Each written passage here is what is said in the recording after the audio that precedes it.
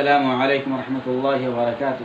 محترم ناظرین، اللہ تبارک و تعالیٰ کا بہت بڑا احسان و کرم ہوا کہ اس مالک حقیقی نے ہمیں اور آپ کو رمضان المبارک جیسا بابرکت اور عظیم الشان مہینہ عطا فرمایا، اور اپنے فضل و کرم سے اس بابرکت مہینے میں روزہ رکھنے کی، تراویح پڑھنے کی، زکوٰۃ دینے کی، فطرہ دینے کی اور دیگر دوسرے عبادت کرنے کی توفیق عطا فرمائی، اور رمضان کے ختم کے بعد ایک خوشی کا دن یعنی عید کا دن مرحمت فرمایا۔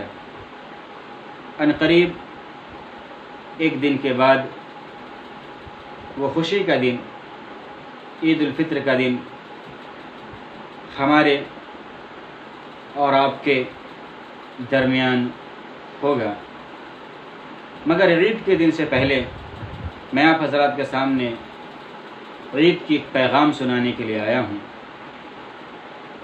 ایک سبق سنانے کے لیے آیا ہوں کہ جو خوشی کا دن ہے، اس خوشی کے دن کو ہم اور آپ اپنے لیے اور پورے سماج کے لیے کس طریقے سے بہتر بنا سکتے ہیں۔ مجھے اپنے پیارے آقا جناب محمد رسول اللہ صلی اللہ علیہ وسلم کی زندگی کا ایک واقعہ یاد آ رہا ہے، میں آپ کو سناتا چلوں، غور سے سنیے گا۔ یہ وہ واقعہ ہے جس واقعے کو سن کر ایک کافر انگریز بھی مسلمان ہو جاتا ہے۔ ہمارے اور آپ کے پیارے آقا جناب محمد رسول اللہ صلی اللہ علیہ وسلم صحابہ کے ساتھ ایک جگہ تشریف فرما تھے۔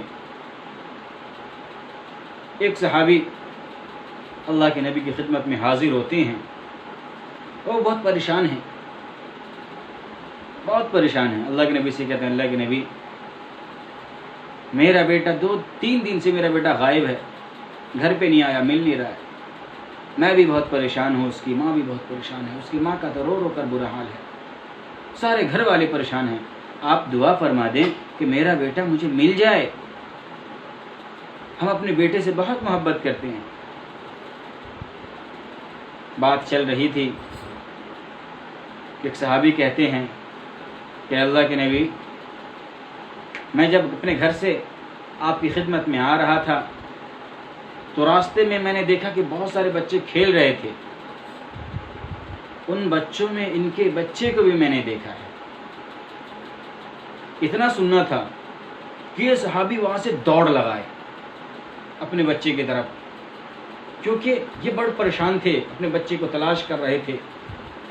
ایک باپ کو اپنے بچے سے کیا محبت ہوتی ہے وہ باپ ہی جانتا ہے۔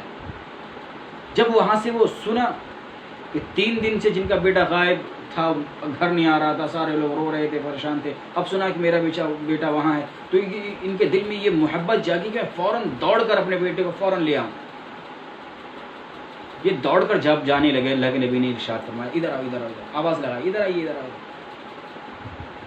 اللہ کے نبی نے کہا کہ مجھے پتہ ہے کہ جب تم جاؤ گے، 3 دن سے اپنے بیٹے کو تلاش کر رہے ہو، جب تمہارا بیٹا وہاں مل جائے گا تو تم اس کو محبت سے سینے سے لگاؤ گے، اس کو چومو گے،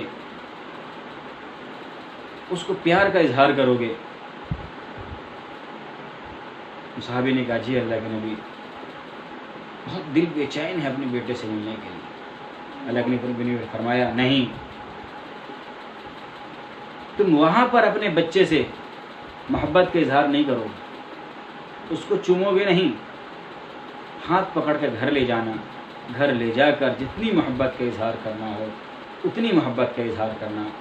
ایسا نہ ہو کہ تم وہاں جا کر اپنے بچے سے محبت کا اظہار کرو، اس کو چومو، اس کو سینے سے لگاؤ، اس کو محبت کا اظہار کرو، اور اس میں کوئی ایسا یتیم بھی ہو جس کے دل میں یہ خیال آ جائے کہ آج میرا باپ بھی ہوتا تو مجھے بھی اسی طرح محبت کے ساتھ، پیار کے ساتھ محبت کرتا، سینے سے لگاتا، مجھے چومتا، مجھے جو ہے پیار کا اظہار کرتا۔ میں اللہ کا نبی ہوں، دل جوڑنے کے لیے آیا ہوں، دل توڑنے کے لیے نہیں۔ تم محبت کا اظہار بھری محفل میں اپنے بچے سے نہیں کر سکتے، یتیموں کے سامنے جو ہے کوئی باپ اپنے بچے سے محبت کا اظہار نہیں کر سکتا۔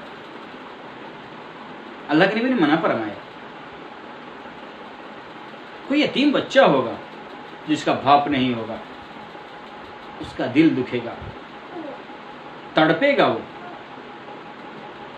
یہ واقعہ سن کر ایک انگریز مسلمان ہو جاتا ہے اور وہ کہتا ہے کہ اللہ کے نبی جناب محمد رسول اللہ صلی اللہ علیہ وسلم غریبوں، یتیموں، بیواؤں کے کتنا خیال رکھنے والے تھے۔ کسی صاحب سے کسی نے معلوم کیا کہ دنیا میں سب سے زیادہ کون سی موسیقی حرام ہے؟ رسول اللہ والے نے جواب دیا کہ امیروں کے برتن کے بجنے کی آواز جو غریبوں کے کانوں میں جائے۔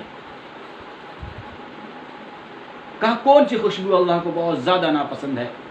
کہا وہ خوشبو جو امیروں کے کھانے کی خوشبو ہو اور غریب بھوکوں کے جو ہے ناکوں تک پہنچے، ان کو جو ہے ان تک پہنچے، وہ خوشبو اللہ کو بہت زیادہ ناپسند ہے۔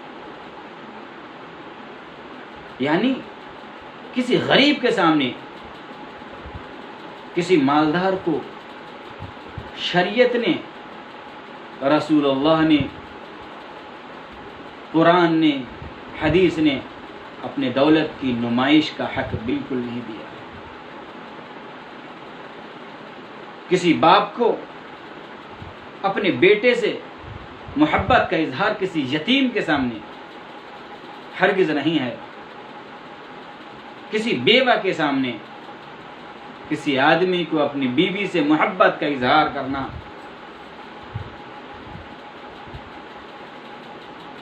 یا اس کو ضرورت کا سامان دلوانا، عید کی شاپنگ کروانا، وہاں پہ ایک بیوہ ہے جس کے پاس کچھ نہیں ہے، وہ شاپنگ نہیں کر سکتی ہے، تو آپ کا یہ شاپنگ کرنا اللہ کو پسند نہیں ہے۔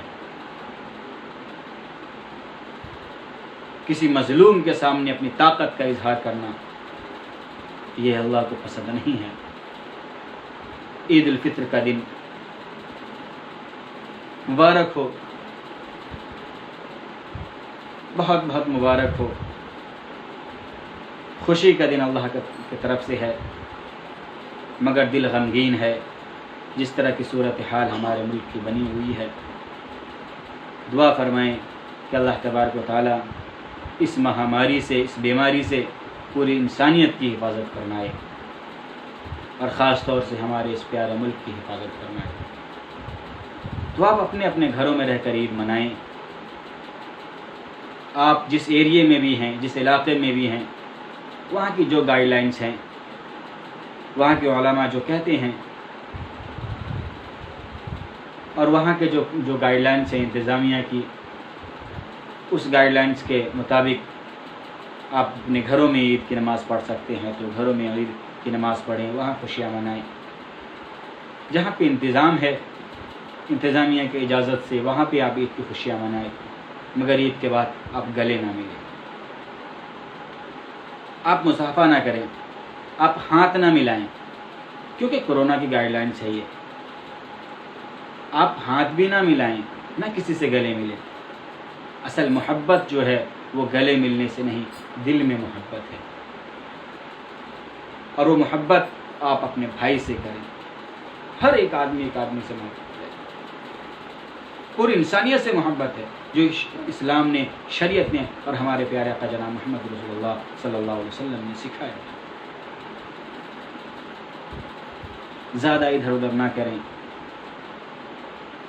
ایک دوسرے کے گھر جانے سے پرہیز کریں، اپنے گھر میں رہیں، اپنے بچوں کے ساتھ، اپنے گھر والوں کے ساتھ عید منائیں، اور اللہ سے دعا کریں کہ اللہ پاک ہماری، آپ کی، آپ کے بچوں کی، آپ کے گھر والوں کی، پورے شہر کی، پورے ملک کی، پوری دنیا کی اس بیماری سے اللہ پاک کی حفاظت فرمائے اور اس بیماری کو ختم فرمائے۔ اور میری جانب سے آپ سبھی حضرات کو عید کی بہت بہت مبارکباد۔ السلام علیکم ورحمۃ اللہ وبرکاتہ۔